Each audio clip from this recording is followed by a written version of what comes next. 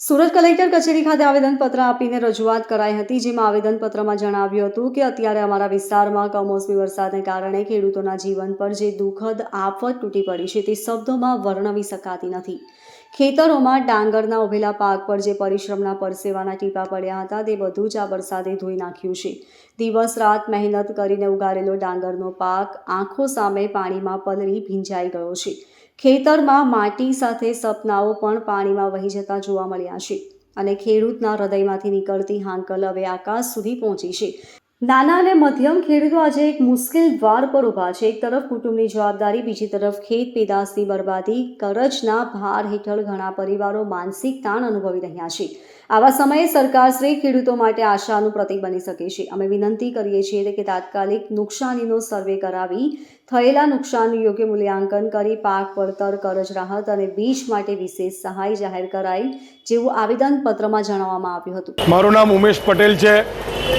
દક્ષિણ ગુજરાત કોળી સમાજ અગ્રણી છું। સૂચિત દક્ષિણ ગુજરાત કોળી સમાજ વતી આજ રોજ અમે લોકો જે કુદરતનું જે આ કહેર છે વરસાદના રૂપી, અને એ કહેરમાં ગુજરાતના ખેડૂતોને તેમજ દક્ષિણ ગુજરાત કોળી સમાજના ખેડૂતોને અને અન્ય ખેડૂતોને જે પાકમાં નુકસાન થયું છે, પાકમાં શેરડીનો પાક છે, ડાંગરનો પાક છે, કપાસનો પાક છે, ઘઉંનો પાક છે, આમાં જે નુકસાન થયું છે એ નુકસાનની ભરપાઈ થાય એ માટે અમે લોકો ગુજરાત સરકારશ્રીને આજ રોજ સુરત કલેક્ટર સાહેબને એક આવેદનપત્ર આપી નિવેદન આપવા માટે આવ્યા છે। કેટલું નુકસાન થયું છે? કયા કયા પાકને નુકસાન થયું? નુકસાન તો આજે કરોડો રૂપિયામાં થયું છે। શેરડીના પાકમાં, ઘેંના પાકમાં, કપાસના પાકમાં, ડાંગરના પાકમાં, શાકભાજીના રૂપમાં।